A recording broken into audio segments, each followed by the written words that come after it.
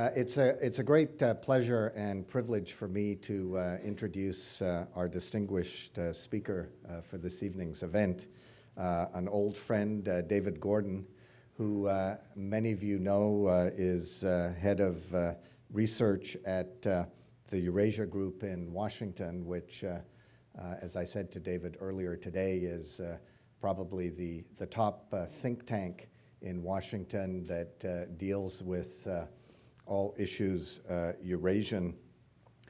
David has had a very distinguished career in the policy world. Before he joined the Eurasia Group, he was head of policy planning, director of policy planning in the State Department, and served very ably under Secretary of State Condoleezza Rice. He's also had stints at the National Security Council, in the White House, in the CIA, and various other appointments in the U.S. government.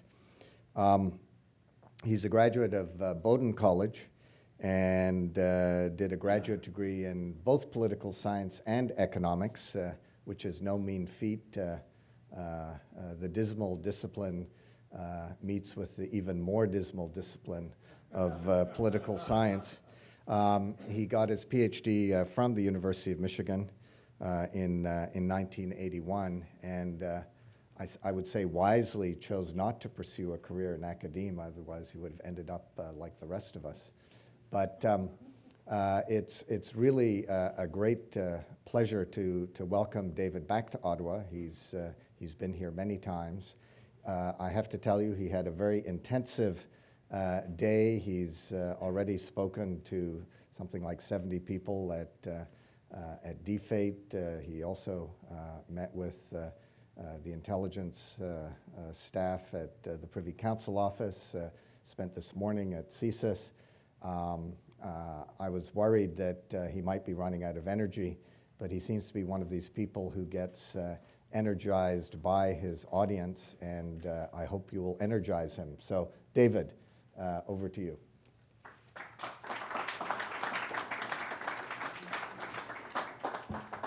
Thank you very much, Larry and Fen. Great pleasure for me to be back in Ottawa. I'm really happy that you arranged for at least a few breezes of spring-like weather today. It would have been, I think, a shock to my system to come up from Washington had it been snowing here.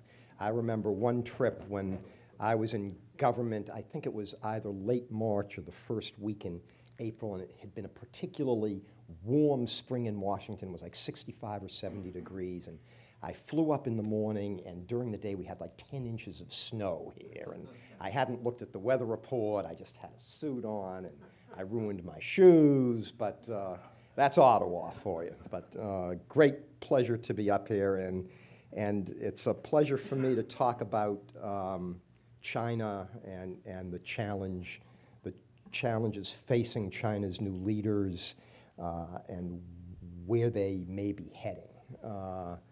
And I've been to China many times over the last 20 years.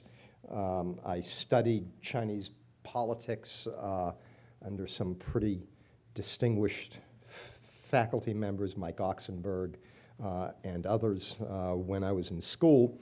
I'm not a China expert per se, so I'm coming at this from a real concern about the world more generally. But having worked many years on China, having had pretty intensive diplomatic engagements with very, very senior Chinese officials during my years in government, and having traveled pretty extensively in China, it's something that I have tried to keep up with. And of course, in my business life now, it's really the main driver of the interest in our firm. So China and the challenges that China poses, and helping businesses and financial institutions understand and work within those challenges is really a large part of what my firm does. I was last in China in November, actually right during the final days of the Party Congress and the sort of laying down of the new leadership team. I hadn't been there for a couple of years, so it was quite interesting to spend a week in China during that time. I particularly had a lot of chances to interact with young Chinese professionals in the financial markets, and again, not surprisingly, China is rapidly developing an extraordinarily talented group of very market-savvy folks in the financial markets, and they're really interested in playing a larger role in the global scene. Of course, China has begun to liberalize outward investment rules for average citizens, so that average Chinese citizens can participate in global markets through financial instruments. And so the overall integration of China into the world economy is certainly continuing. So President Xi Jinping and Prime Minister Li Keqiang have assumed power at, I think, one of the more challenging times for China in terms of its recent history. That basically, since the economic opening of China under Deng Xiaoping almost 30 years ago now, a little more in fact, that the external conditions for Chinese growth have been very, very, very favorable for a very, very long time. And China obviously took advantage of those conditions to the utmost. I think that the external conditions are somewhat more challenging now in the world after the financial crisis, a world in which the ability of a country the size of China and with the scale of foreign trade that China has had really puts limitations on the ability to sustain an export-led strategy. If you're a small country, you can sustain an export-led strategy forever. China has gone in an unprecedentedly short period of time from being an almost negligible actor in world trade to being the second largest trading nation in the world. That's a great achievement, but it also comes with a pretty tough constraint, that external trade-based driver as the main engine of economic growth is just much less available for China than it was. So I think interest in China in the business community, in international relations has never been higher. Internationally, we've seen an extraordinary growth in China's economic influence and also strategic influence. I think the most important demonstration of that was the fact that in the aftermath of the financial crisis that began in 2007 and 2008, it was really the global perception that China is going to be okay, that in the summer of 2009 put a floor psychologically under the financial crisis. So in many ways, China's reputation in those first couple of years of the financial crisis boomed all around the world. But as a recent Pew global perception studies have showed us, that in the last 3 years that have been marked by assertiveness by China, especially in the Asian region, but also certainly at the level of rhetoric about its expectations about its role in the world, a lot of the goodwill towards China, the positive feelings about China have somewhat dissipated, both in the Asian Pacific sphere, but also going so far as Latin America, Europe. I think Europe was disappointed, frankly, that China hadn't done more to ease the financial burdens of their recent financial crises. So I think that internationally, everybody's looking at what is this new leadership going to do? Who are they? How do they think about the world?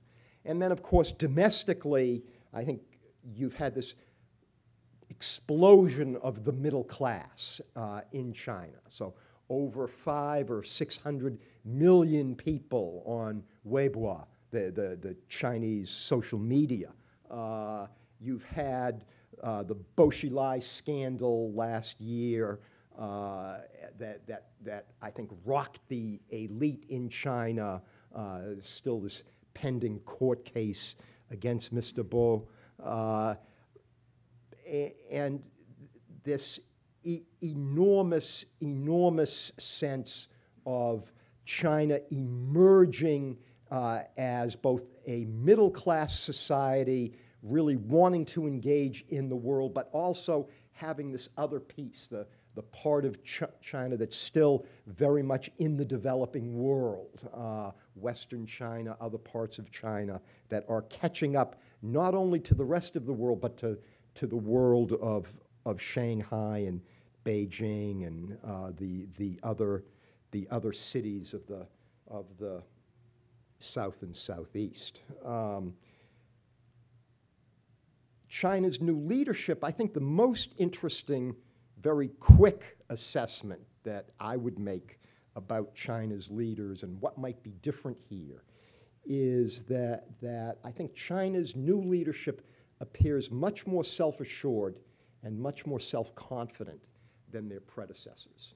I know what's always struck me about China, I think what surprises people about China is that in a country that's been so extraordinarily successful over a very, very, very sustained period of time, the leadership has been held back, has been fearful to act.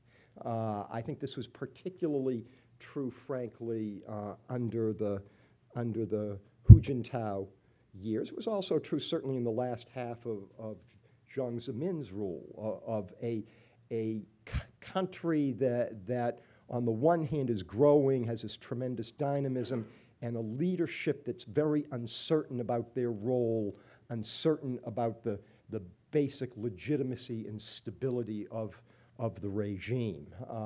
And I think certainly under President Hu, I think that really led to some challenges around where is the reform process going? Where is China heading? What's going to be China's place in the world? The world's expectations of China have been evolving and growing much faster than China's perception of those expectations.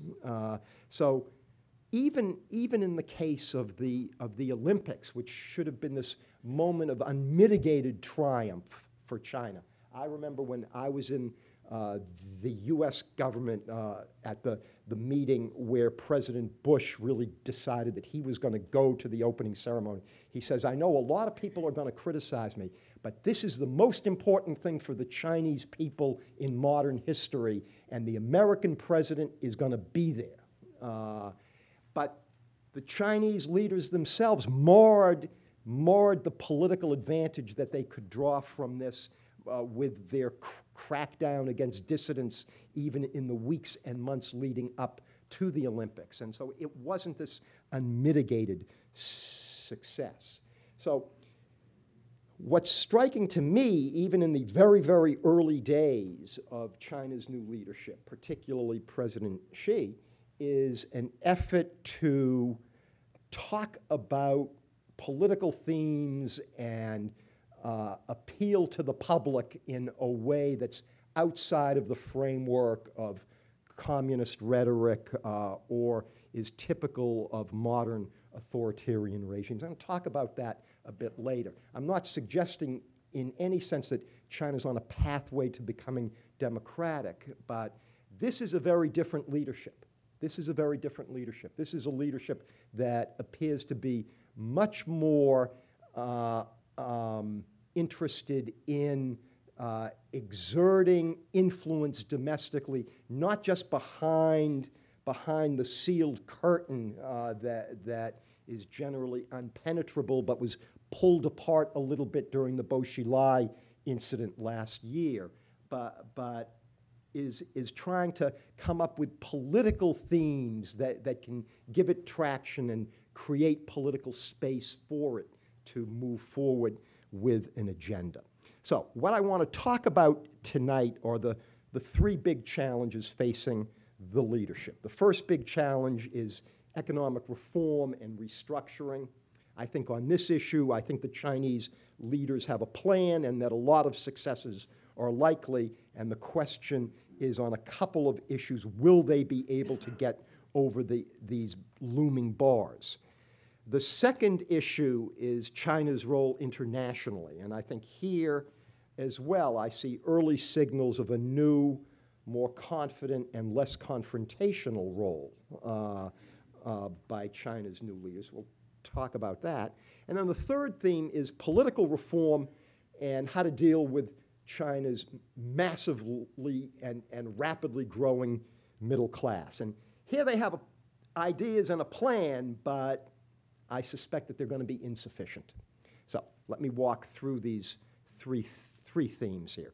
On the economic reform and restructuring. So the good news is that the consumer revolution is definitely well on its way in China. The notion that I think continues to be talked about probably too much in the West is that China, that consumerism is way behind the growth of the economy. And I think that's increasingly not true, certainly in the urban areas in China. I mean, walk around Beijing, walk around Shanghai, walk around any of China's major cities, and this is just commerce über alles of all forms. Big commerce, big stores, little commerce, little shops, but things moving, goods being moved, people buying, people constructing new homes, new apartments. I think the notion of the consumer revolution not being underway in China isn't right. I think what the Chinese leadership, what Xi and Li are trying to come up with here is a way of thinking about what is the role of government here in this new society. And I know it's a very interesting comparison, but the day following the death of Margaret Thatcher, I think it's really interesting the degree to which China's new leaders are constructing their own vision of a smaller and more limited government as part of the pathway forward here and part of their political strategy for creating space for themselves. I think in the short run, we're not going to see any very big moves in 2013. I think that 2013 is really a year of consolidation by the new Chinese leaders. But I think that we can see the themes of social welfare, of industrial policy, of industrial consolidation. I think moving ahead, continuing both the path towards consumerism and the path towards opening up the ability of Chinese citizens broadly to participate both in the domestic market and beyond, even in the global markets. I think that trend is really quite solid. So what are the clouds that could cause some trouble for this story? I think there are two here that are going to be really significant. So the first is, can China really move to liberalize its financial system given the degree of control that a closed financial system has bought for the Chinese leaders, and given the financial weaknesses that are openly discussed even in the Chinese media about their financial system. It's a really very tough issue because it's a classic example of the need for more of a risk-tolerant approach to economic policy and to the potential short-term hiccups that could be generated out of this, but the promise being huge. And I think this question is going to come to the fore, not this year, maybe not even next year, but certainly in the first half of this 10-year period of the rule of Xi and Li. The second big issue here is, will the lack of political reform threaten the economic growth trajectory over the medium term? That is, will there be popular discontent generated on the political side of the equation such that continuing to move ahead on the reform side is going to be seen as A, too politically tricky, or B, will some of this enormous entrenched interests that have developed within China, in the state-owned enterprises, in the financial system, even in the private sector with special access to resources, will those elements slow this down in order to protect their political privileges that is the source of their wealth? So overall, I think on the economic reform side, I think that the Chinese are realistic that the extraordinary double-digit levels of economic growth are unlikely to be sustained.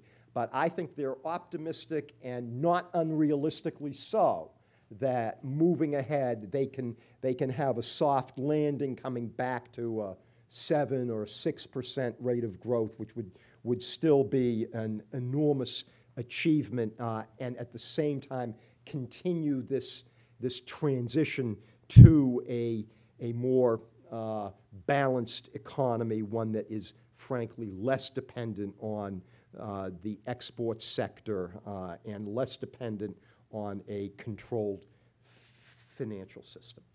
Turning to China's international role here. There are a couple of interesting green shoots emerging up here in China. So the first of these is discussions that I've had with very senior officials in the Japanese foreign ministry in recent weeks on their perception that the temperature is being lowered in Beijing on the issue of the Senkaku Diaoyu Islands. Now, this is not something that they're going to bank on, but I think that the notion that there weren't real challenges here in having an ongoing tense relationship between Japan and China, I think do appear to be getting some traction in China. So one small piece there. I think a second is the initial engagements between China's new leaders and the Obama administration have been very positive. So Secretary Kerry last week had a long telephone discussion with his counterpart, the state counselor in China, and that was very, very, very positive. I think even more so was China's decision to send observers to the U.S. and allied military exercises that are going on shortly in the Pacific. And then finally, the whole Chinese response, both to North Korea and to the United States, Korea, and Japan's responses to the provocations by Kim Jong-un in North Korea, also suggest that China very much looks at a strong and assertive response by the United States, not as a threat, but as an important component of crisis prevention on the Korean Peninsula. And so, you know, taken together, I think we're beginning to see the potential for a more optimistic and more constructive moment for China, both in the region and with the United States. What's driving this? I think one of the main issues to my mind, I think there are two main things driving this. The first is that I think in the Chinese, ever since the financial crisis, the Chinese have had this debate on, is the U.S. a declining or a resilient power? And particularly elements in the Chinese security and military establishment have really been arguing the U.S. is not resilient, they've been burned, the U.S. is a declining power, China is a rising power. I think over the last 2 years, a combination of the energy revolution, the North American energy revolution, and American gains in diplomacy, particularly around the pivot and the Trans-Pacific Partnership, have reinforced those elements within China who are arguing about the resilience of American power. And I think you're seeing that in a new leadership that is much less wedded to what China's, the more assertive stance that China's leaders pursued both regionally and vis-a-vis the United States beginning in 2010. I think this new leadership, so is this recognition of the United States as more resilient than many in China had been suggesting. The second, frankly, is I think the awareness that this nationalist tiger is a very, very tough animal to ride, and that the rise of a more assertive rhetoric and actions in Chinese foreign policy in the period since 2010 have actually made it harder for China to really promote its influence and its interests in the region and beyond. So I'm not suggesting any kind of 180-degree shift here, but I do believe that we could very well be heading toward a period where more likely than increased tensions, both regionally and in relations between the U.S. and China, there is a greater possibility for an upside surprise. And I think if the upside surprise is going to occur, I think the most likely area for its occurrence is in energy issues. I think that a lot of the leadership in the Obama administration, both in the White House and in the State Department, see a real opening here for energy diplomacy and for engagement between the U.S. and China on the energy issue, both commercially and in terms of security, and even issues in terms of potentially over time things like human rights regimes around countries that are resource exporters. A lot of this is down the road, but I'm trying to argue here that the assumption that I think is heard very often that the exacerbation of the cyber issue, which is absolutely a very, very challenging issue to deal with, but I think the assumption that the negatives of the cyber issue are inevitably going to overwhelm other elements of mutual benefit, I think are not necessarily the case. I think a potential improvement in US-China relations, potentially very important and a big plus for Canada, because it's in a context where US-China relations are doing reasonably well that Canada gets to both have its cake, continue very, very, very close security ties with the United States, economic ties with the United States, and eat it too. Go off a little bit more independently in Asia with China, etc. And so I think that if this trend that I'm identifying here plays out, I think that Canada will certainly be a major beneficiary here. So finally, let's turn to the big question mark over all of this. You know, where is China heading politically? And I suggested earlier that China is beginning to take on some of the characteristics of middle-class politics that we've seen in a lot of other emerging markets, in Brazil, in India, certainly in Korea, in Indonesia, most of Southeast Asia, even beginning in Africa. Again, driven in China by this growth of this enormous middle class.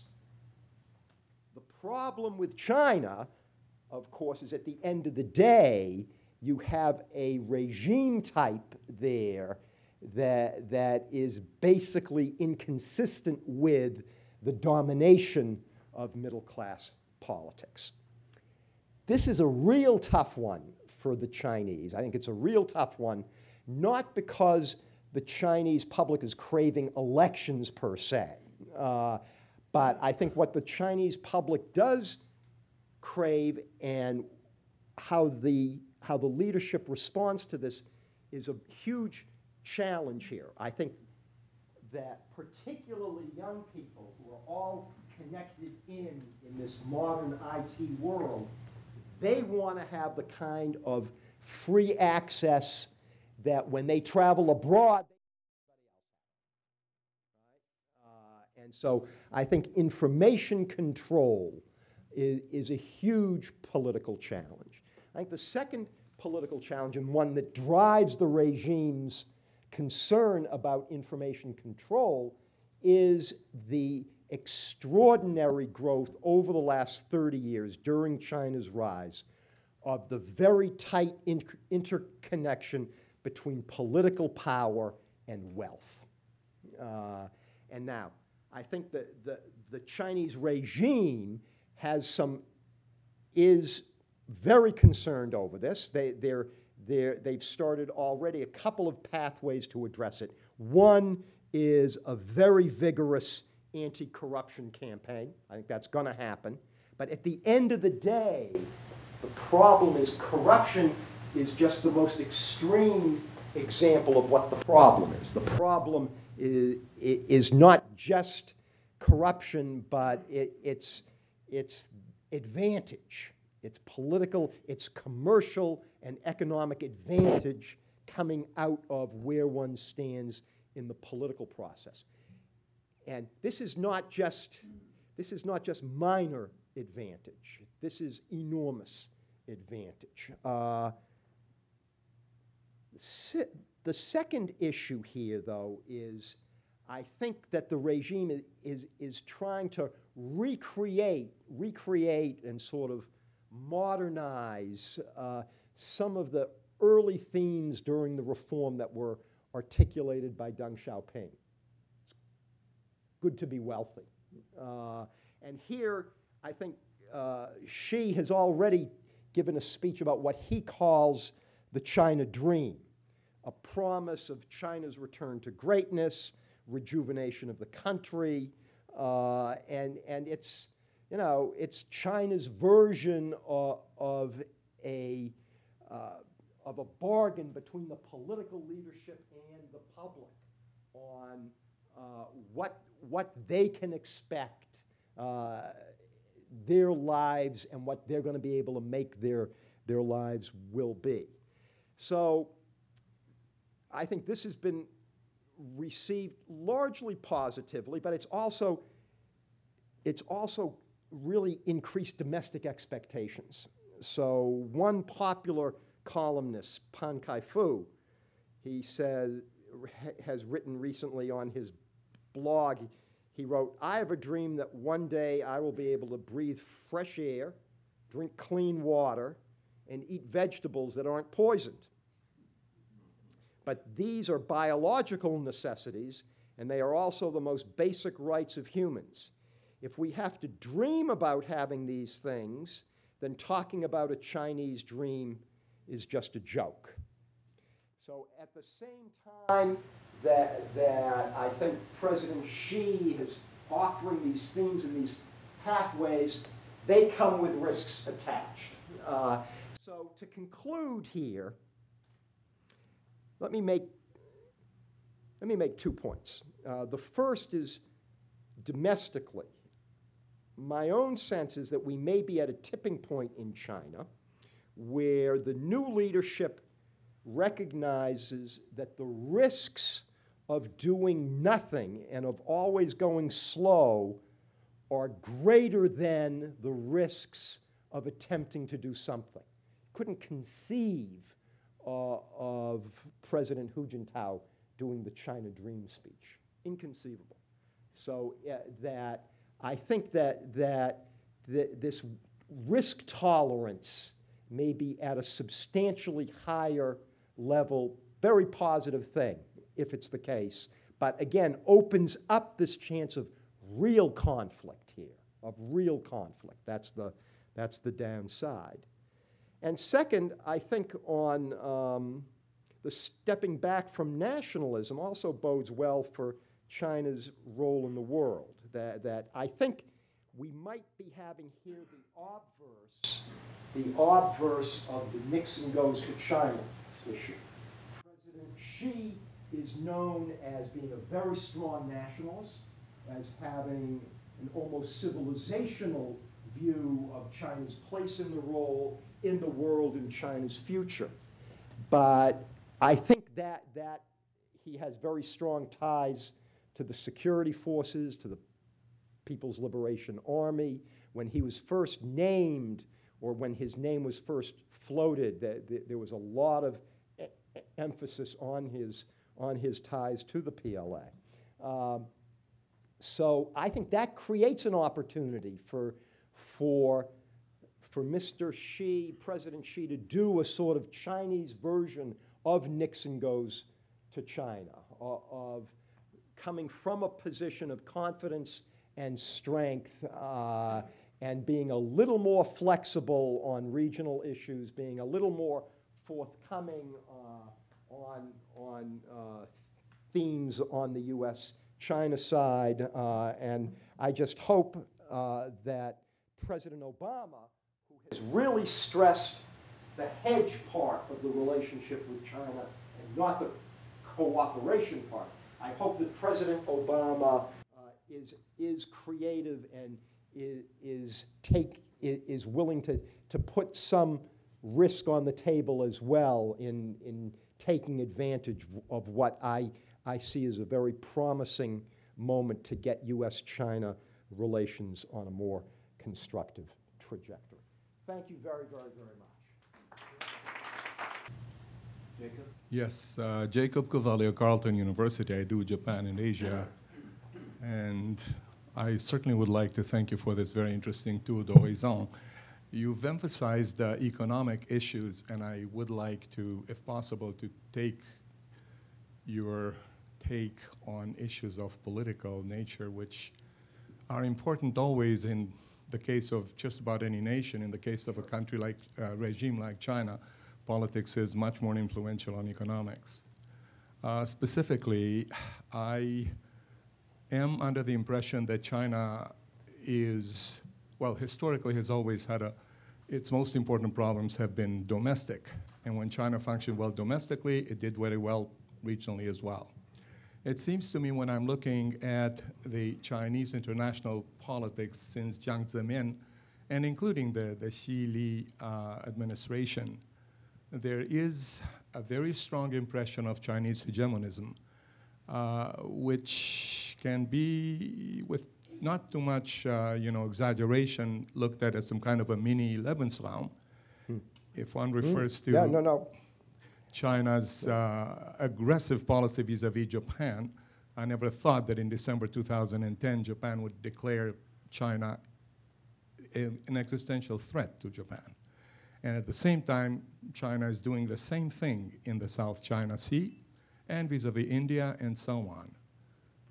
I'm under the impression that it is the Central Military Commission that is actually having more than an impact on what's going on, particularly when one thinks about the way in which Mao Zedong and Deng Xiaoping advised future leaders to do.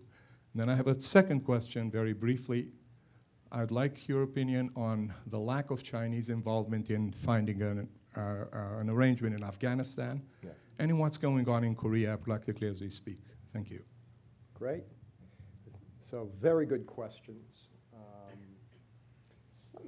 Let me speak. I mean, what I'm suggesting here is that I am seeing initial signs that the Xi administration may be stepping back from some of the real tough approaches, particularly at the level of rhetoric, and partially because it wasn't working. So China's been going all around in the last 2 years, all around Southeast Asia in particular, saying you're going to have to choose between the Americans and us to Australia. And if offered that choice, countries are choosing the Americans. So China's going around now saying, you guys have made a bad choice. The Americans aren't going to be there for you. So I think in particular, the Chinese tried to kill, they tried to kill the American pivot to Asia and the Trans-Pacific Partnership. They tried to kill it with assertiveness, and it worked. And I think we may be heading towards a period of return to the earlier strategy. And I know that Lee Kuan Yew has been urging this on China for years now, that, you know, we like the China that we dealt with before 2010. We don't like this China anymore. You know, in my recent trips to Singapore, I've been really stunned to the open criticism of China, even among the Singaporean Chinese community leadership. Something absolutely unprecedented. So I'm seeing signs that I think it gets to my point about riding nationalism and riding that nationalist tiger very problematic. It also talks about, I think there are ongoing tensions between elements of the military and security circles and the commercial, financial, and political elites who are much more concerned about sustaining a stable international environment which they see as critical for China to meet its domestic goals. And that is the primary source of stability as articulated by the Chinese leaders. So it may not happen, but I think we are beginning to see it. And Xi can do it partially because he has spoken in these very nationalist, almost Weltanschauung terms that you've talked about. That's what I meant by we may be entering into the Chinese version of Nixon goes to China. Thank you so much for the interesting talk. I want to bring your comment back to the domestic issues. On the economic reform, you talk about the elements restricting the capital flow. Yes. I want you to comment on the element restricting the flow of labor. Even if there are millions of migration workers in the urban side, but they cannot enjoy all of the benefits entitled to the urban citizens. I would like your opinion on how much you think the new leadership will take on those issues and how far they can go. Thank you. That's a great question. So I remember the first time I went to China some 20 years ago. I had studied a lot, and I had worked on African issues a lot. And I went to China, and the most astonishing thing to me was the parallels between the labor mobility regime in China and what had been the labor mobility regime in South Africa during apartheid. And I was absolutely, I just didn't expect this at all, and it was astonishing. In South Africa, what happened in South Africa is beginning to happen in China. In South Africa, long before apartheid was voted down, and they had the deal between the white government and the ANC and Nelson Mandela, long before that, the South African regime totally lost control of the ability to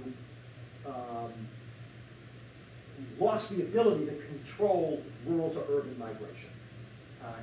And basically you had all these areas that were nominally white areas, totally with black townships in them, with all these unregulated slums, etc.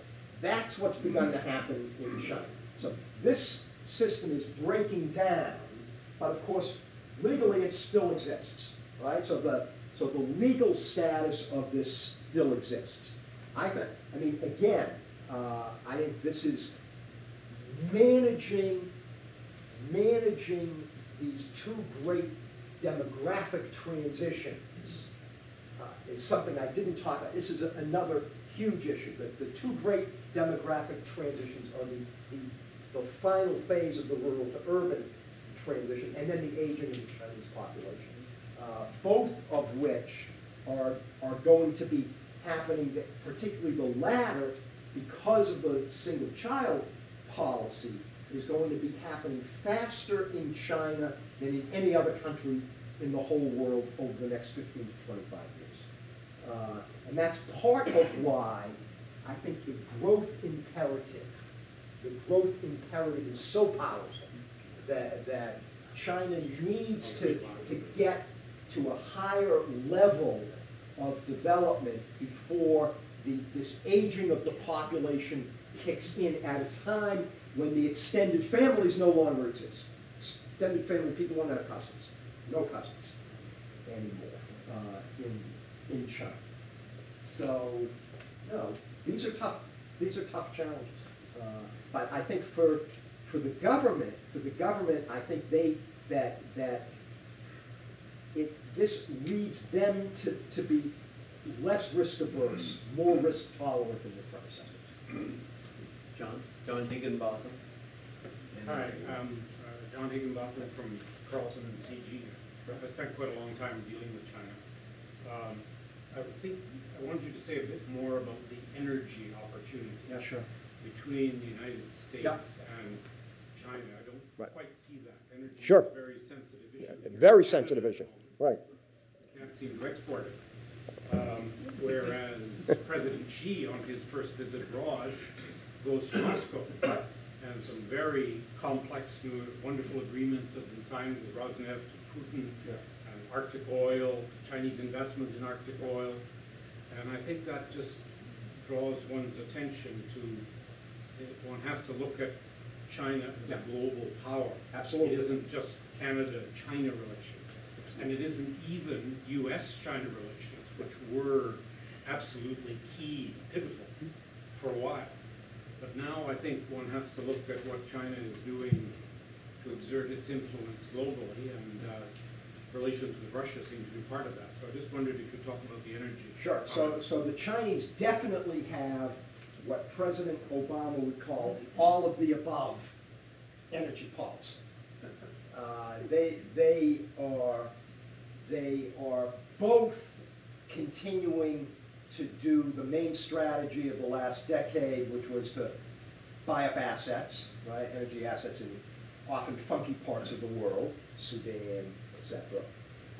But now a lot of what they're doing in their major diplomatic engagements, particularly with Russia, are about this. I think the credibility of Russia is really low in China.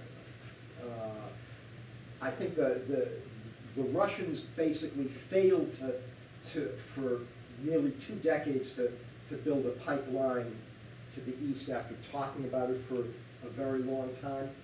But so where do I think there's an opportunity vis-a-vis the United States? I see the opportunity at 2 levels. One's a geopolitical level, and the other is a more commercial level. The geopolitical level is, I think the Chinese are very, very worried about an exit or a rapid withdrawal of the United States from the Middle East at a time when Middle East oil overwhelmingly is going to be heading eastward to Asia. I think that China wants to have the United States engaged in the Middle East, and that there's a shared and increasing perception of shared interests. The Chinese, I put a lot of, that Chinese historically have tended to view energy issues as zero-sum. You buy, there's a finite amount. If China gets it, India or the United States won't. I think that on the energy side, there's a slow evolution to seeing energy issues in much less zero-sum terms, and in particular, there's a view of Chinese and American potential shared interests in the Middle East. That's the geopolitical dimension of it. I think the commercial dimension of it is China is extremely eager to develop relationships with international oil companies that will facilitate their own participation domestically in the unconventionals revolution. And so that involves technology and engagement. I think they not only want to get into the North American energy story, but they're also, they see their pathway of getting earlier rather than later unconventionals off the ground. They have very, very ambitious goals domestically on unconventionals. And I don't think they can get, I think their view is that they cannot get, I think it's correct, from here to there, absent much more participation with IOCs. And I think those are the leading edge elements of what I see the potential energy diplomacy deal between the U.S. and China. I was going to ask the question, but I think you just answered it. What I was going to ask, at the end of your speech, you made reference to creative opportunities or risks that Obama could take.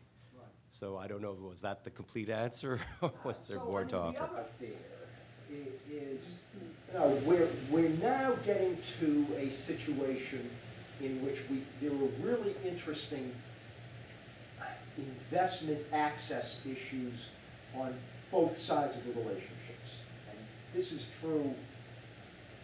true with China and a lot of countries, true China and Canada. But for a long time, the access issues were pretty one-sided. It was Western firms and the West wanting in China wanting a legal and regulatory framework that was balanced. Now you have both sides wanting in on the other. I think that parallelism on access and on equal treatment creates some real opportunities for moving ahead. But, you know, I think so far the U.S. has sent very mixed messages to China about investing in the United States. There's a lot of Chinese investment coming into the United States. A lot of it, if you look at where the political support for this is being garnered up, it's all at the state level, right? It's state governments and in some cases local governments pushing this. You haven't had any kind of a coherent message on the part of the Obama administration on how are we thinking about Chinese inward investment in the United States. Okay, thank you very much. And David, thank you for all of your candid, insightful comments and responses to the questions from the audience. You've clearly laid out the challenges and the issues, both economic and political, in China as we see it today. And of course, we can't forget about many of the other challenges, both economic and political, south of the border and across the Atlantic. But without doubt, the transition of power in China that you've talked about tonight does represent one of the most important forces at play. And indeed, I think, as you've suggested, the world is going to look very different 5 to 10 years out. And so from that point of view, China is incredibly important to us all. And if I can just add a very, very quick footnote, CIGI last week co-hosted a conference in Hong Kong called Changing of the Guard, and all the videos of those sessions are on the CIGI website. But it's just, again, another indication of the importance of these issues and CIGI's involvement in them.